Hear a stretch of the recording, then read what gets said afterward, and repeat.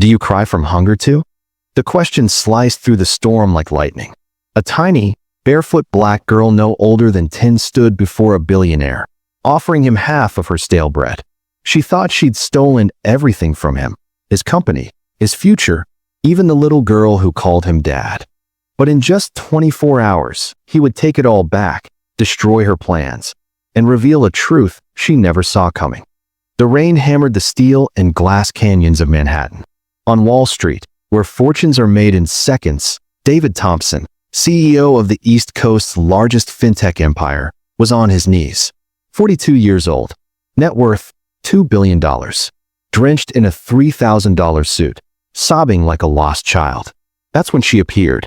Small, fragile, wearing clothes that looked more like rags than fabric. Her fingers clutched what was likely her only meal that day. "Sir," she said, tilting her head with heartbreaking innocence. "Are you crying because you're hungry too?" She tore her bread in two, holding out a piece. David lifted his bloodshot eyes and met her gaze. And for a brief, surreal moment, the richest man in New York was being comforted by someone who had no bed for the night. "No, little one," he murmured, his voice trembling. "It's not hunger." "Then it's longing," she replied softly. "My grandma always said there are only two kinds of tears, hunger tears and missing tears." Her words pierced straight through him. Today marked exactly 1 year since he lost custody of his son Michael, 8 years old, now living in London with his ex-wife. "What's your name?" he asked. "Destiny." She grinned, 2 front teeth missing. "David. Nice to meet you, Destiny." She studied him as if weighing whether he could be trusted. Then, without hesitation, she offered him the bread again. "I can't fix your longing, but I can share my food. Food fills your heart before it fills your stomach." He took it, swallowing the lump in his throat. One of Wall Street's most powerful men, receiving charity from a starving child. "Where do you live, Destiny?" Her smile dimmed. "Everywhere and nowhere," she said with unsettling maturity. "Since my mom disappeared, I've taken care of myself." David's chest tightened. "Disappeared? 6 months ago. She cleaned offices and buildings like that one." She pointed to the fintech solutions skyscraper. "One day, she ate chocolates from a fancy lady. She got really sick. Next day, men in suits came, said they were taking her to a doctor. I never saw her again." David felt a shiver. Something about this was disturbingly familiar. "No one came for you. They tried to put me in a shelter. I ran away. Too many fights. Adults didn't care." As they spoke, he noticed how she scanned her surroundings like she'd memorized every safe spot and danger zone in the city. 10 years old, surviving Manhattan streets for half a year. "Do you have a place tonight?" "It's going to pour. I'll be fine. There's a dry spot under the overpass." David made a snap decision. "Come have dinner with me. I promise you'll be safe." Her eyes narrowed. "Why? You don't even know me." "Because you shared your bread when you thought I was hungry. Because today's a hard day for me. And because no child should sleep on the street." She hesitated, then nodded. "Okay, but if you try anything, I'll scream." "Fair enough," he said, offering his hand. As they walked through the rain toward his Upper East Side apartment, the coincidence gnawed at him. A child whose mother vanished after eating chocolates from an elegant woman. This didn't feel random. Destiny was hiding something. Something far bigger than a 10-year-old should know. If you think this is just an act of kindness, you're wrong. The truth about Destiny's mother is closer than anyone imagines, and it might destroy everything David thought he knew. David's penthouse took up the entire top floor, with sweeping views of Central Park. Destiny stepped inside slowly, her eyes wide, soaking in the grand piano, priceless art, and golden light. "Wow," she whispered. "It's like a movie." He smiled faintly but felt the ache in his chest. This wealth hadn't been enough to keep his son. "Want a hot shower while I make dinner?" While she washed, he made 2 calls. First, to his lawyer, Thomas Mitchell, Manhattan's top criminal defense attorney. "Tom, I need you here in an hour." "Not on the phone. Bring everything you have on child abduction protocols." "David, is this about Michael's case?" "No, something else. Something dangerous." Next, to Rebecca Chun, his head of corporate security and a former FBI agent. "I need a list of all cleaning staff in the last 2 years, especially black women aged 25 to 40. Quietly, Rebecca." When Destiny reappeared in a bathrobe, clean hair framing her small face, David froze. She looked familiar. Too familiar. Do you remember your mom's full name? Jasmine Washington, she said, sitting at the table. Everyone called her Jazz. The name slammed into him like a blow. He'd seen it before, recently, in executive reports. What floor did she work on? She said it was really high up. Important meetings. She could hear important people talking through the doors. His blood ran cold. The 42nd floor, executive meeting room access. Only 5 people had keys. Himself, CFO James Harrison, HR Director Patricia Wells, and his vice president. Did she say who gave her the chocolates? Destiny nodded slowly. An elegant lady with gray hair in a tight bun. Expensive glasses. Talked to women like they were little kids. David's stomach twisted. That description, it was her. Victoria Ashford. His mentor. The woman who had helped him build his empire. Victoria Ashford, David's trusted vice president for over a decade, had the keys to every door, every file, every secret inside the company. Destiny, David asked quietly. Did your mother ever tell you exactly what she heard in those meetings? The girl's eyes narrowed, and for the first time David caught a glimpse of something far sharper than childhood curiosity. Mr. David, she said slowly, do you think the lady who gave my mom those chocolates works for you? The question hit him like a challenge.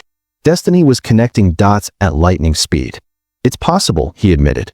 And if it is, we're going to find out the truth. At that moment, the intercom buzzed. Tom's here, David said. He's my lawyer, and someone I trust with my life. Will you tell him what you told me? Destiny nodded, her small face solemn. Thomas Mitchell walked in, tall and lean, his gray eyes the kind that could dismantle a witness in minutes. David laid out the entire story while Tom listened, jotting notes. Let me make sure I've got this, Tom said finally. A cleaning contractor vanishes after eating chocolates from someone who might be your VP. Her daughter lives on the streets for 6 months. And you think this ties into what exactly? David exhaled slowly. 3 months ago, Victoria started pushing me to sell my majority stake. Said it was time to bring in professional investors. I refused. Last week, she hinted I should reconsider before certain information about the company came to light. Tom's gaze hardened. Both men knew the unspoken word, blackmail. You think Jasmine heard something in those meetings that could destroy her? Not just think, David said, opening his laptop. I know. He showed the email Rebecca had sent. Jasmine Washington, officially fired the same day Destiny said she vanished. Reason given, breach of confidentiality. Tom leaned forward. So Victoria knew who she was, and had motive to erase her. That's not all, David said, scrolling. Jasmine was always assigned to clean the executive meeting room. Tuesdays and Thursdays, same days Victoria hosted her private investor talks. Destiny, silent until now, whispered, Mom always said powerful people do terrible things when they think nobody's watching. She must have seen something bad. The weight of her words settled over the room. David, Tom said gravely, if you're right, this isn't just a boardroom fight. This is witness elimination to cover corporate crimes. David's jaw tightened. Then we fight. His eyes locked with Tom's. I want custody papers for Destiny. I want the best private investigator in New York. And unofficially, Victoria needs to find out who she's really dealing with. While Tom wrote, David watched Destiny working on a puzzle, her eyes occasionally darting up. She knew more. He could feel it. Perhaps Jasmine had told her things no child should know. This meeting in the rain, it was no coincidence. Victoria had underestimated one thing. Truth has a way of clawing its way to daylight. And she was about to learn that tearing a daughter from her mother was the most dangerous move she'd ever make. Over the next 3 days, David Thompson became a different man, colder, sharper, lethal in focus. While Victoria believed her subtle threats had rattled him, he was quietly building a case that could bring her entire empire crashing down. Rebecca Chun had become his shadow ally. In their secret meetings, she confirmed the pattern. Jasmine had worked on Victoria's meeting days, and there were others.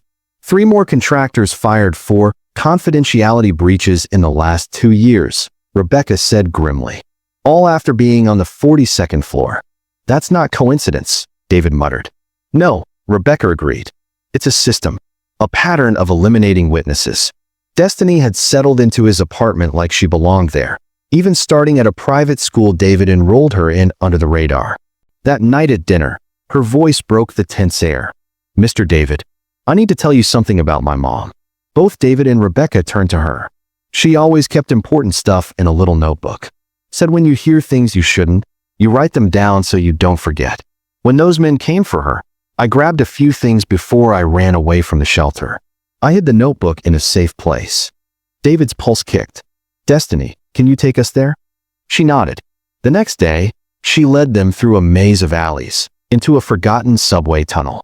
Behind a loose grate, she pulled out a small worn backpack. Inside, clothes, photos, and a thick notebook.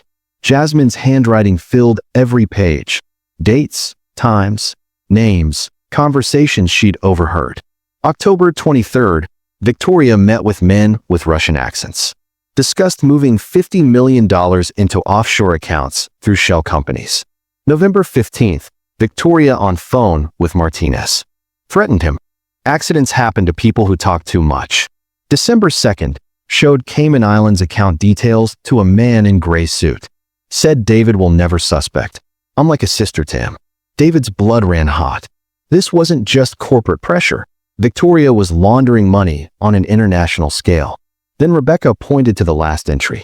January 15th. Victoria found out I've been listening. Gave me chocolates, said they were imported. Tasted bitter. Feeling dizzy. If anything happens to me, Destiny is with the neighbor. Please take care of her. Destiny's voice trembled. She knew something bad was coming, didn't she? David knelt, holding her hands. She was brave, Destiny. She left a trail so the truth would survive. Meanwhile, Victoria doubled down on her arrogance. Another email. David, I hope you've reconsidered selling. It would be a shame if certain tax irregularities came to light while we're talking to international investors. She didn't know every email, every call, every keystroke from her office was already being tracked and sent to Rebecca in real time. Thomas Mitchell's dossier was the kind of weapon you only draw once. Money laundering, attempted murder, kidnapping of a minor, corporate blackmail, international criminal conspiracy. It read like the FBI's most wanted list, and Victoria Ashford's name was at the center of it. This goes beyond her, Thomas said that evening, his voice low but razor sharp. The connections linked to a network running through legitimate companies. She's just one piece, but the right piece. Take her out, and the whole structure trembles. David leaned forward. How long until we can make sure she has no way out? 2 days, Thomas said. I need the FBI and the federal prosecutor aligned. When we hit her, it has to be surgical. No second chances. That night, David tucked Destiny into bed. The bedtime story had become their quiet ritual, her safe space after a week of storm. But this time, she turned those wide eyes on him and asked softly, Mr. David, when you catch the bad lady who hurt my mom, will you still be my temporary dad? The question cracked something deep inside him. In just days, this fearless little soul had lit a fire in his life he didn't even know was there. Destiny, he said, steady but full of warmth. If you want me to, I'd love to be your dad forever. Her smile that night outshone the skyline. The next morning, Victoria made her final mistake. Impatient with David's apparent passivity, she sent an email to every board member. Emergency meeting tomorrow at 10 a.m. Urgent matters regarding leadership must be addressed immediately. David read it with a slow, almost dangerous smile. Rebecca would later say it was the most predatory expression she'd ever seen on his face. Call Thomas, he told her. Tomorrow, we end this. Destiny would go to school as usual. By the time she came home, her world would be safer. Because David was certain Jasmine Washington was alive. Victoria was too calculating for messy endings. A locked psychiatric ward was cleaner than a murder scene. While Victoria slept in her penthouse, dreaming of a crown she thought was already hers, David stayed up, sharpening the edge of the blade he would use. Not steel, but truth. For 15 years, she'd seen him as brilliant but naive. Tomorrow, she'd meet the man she'd created, not cruel, but relentless. The boardroom showdown. At 10 o'clock sharp, Victoria swept into the FinTech Solutions boardroom with a briefcase of forged evidence. Her plan: frame David for tax fraud, force a vote of no confidence, seize the presidency. Gentlemen, she began, voice dripping authority, our company is in danger due to questionable leadership decisions. David stayed seated, calm. Thomas Mitchell sat beside him like a coiled trap. I have evidence David's actions could compromise our international investors. Victoria continued, opening her briefcase. It's time for new leadership. That's interesting, David interrupted, rising slowly. Especially coming from someone who's been holding private meetings with Russian crime syndicates. Her face drained of color. What are you? David nodded to Thomas. A projector word to life. The first page of Jasmine Washington's notebook appeared on screen. Dates, names, illegal transfers. Every word in her handwriting. This, David said, is the testimony of the woman you poisoned and had locked away because she overheard too much. Anyone can fake notes, Victoria snapped. Thomas smiled like a wolf. Which is why we also brought the recordings. Her own voice filled the room, clear, undeniable, discussing laundering $50 million, threatening witnesses, plotting to use fintech solutions as a front for an international criminal network. Impossible, she whispered. Rebecca installed full monitoring last week, David said evenly. Every call, every email, every file. The board stared in silent horror. You built this company with me, she tried desperately. No, David said, cold and final. I built the company. You built a criminal empire inside it. The door opened. 2 federal agents stepped in. Victoria Ashford, you're under arrest for conspiracy, money laundering, attempted murder, and kidnapping. She bolted, but tripped, crashing into the conference table. David, please. We can work this out. You taught me to see predators, he replied, as the cuffs locked shut. And you taught me that sometimes justice needs help. As she was dragged screaming through the hallway, David turned to the stunned board. Gentlemen, I apologize for allowing this infection to grow inside our company. Starting today, fintech solutions will be the definition of transparency. Rebecca entered with fresh documents. David, we found her offshore accounts. $2.3 billion in illegal transactions over 5 years. The room went silent. And Jasmine, he asked. We have the clinic's location. Rescue teams moving this afternoon. David allowed himself the first real smile in days. Destiny would have her mother back. Victoria would lose everything: fortune, freedom, name. And she'd learn the cost of targeting a father's fight for justice. 3 months later, sunlight spilled across the garden of David's apartment. Destiny laughed as she chased her mother through the grass. Jasmine was whole again, her mind clear, her strength back. They were a family now, official papers and all. Daddy David, Destiny called. Mommy says I can pick my new room's colors. 2 words, Daddy David. He hadn't known he needed until now. Even Michael, his son from before, would soon meet his new sister. Life had found a way to expand his heart. Fintech solutions thrived under ethical leadership, doubling in value in 3 months. Investors admired the radical transparency David had woven into its DNA. And Victoria? She was counting the days of a 25-year sentence. Her fortune seized. Her name turned to ash. Over dinner, Jasmine said quietly, in that clinic, I stayed alive by thinking of Destiny. I never imagined I'd find her. And a real family. David smiled. Victoria had tried to destroy him. Instead, she'd given him the one thing she could never understand: love that couldn't be bought or broken. The true revenge wasn't her fault. It was everything they'd built in the ruins she left behind. Fire, don't miss a single twist of this story. Fire. If this scene gave you chills, hit that subscribe button for more gripping stories. Backhand index pointing down, comment below what you'd do if you were in David's shoes. I want to hear your thoughts. And remember, only on Black Nation Strength, where every story hits harder than you expect. Collision.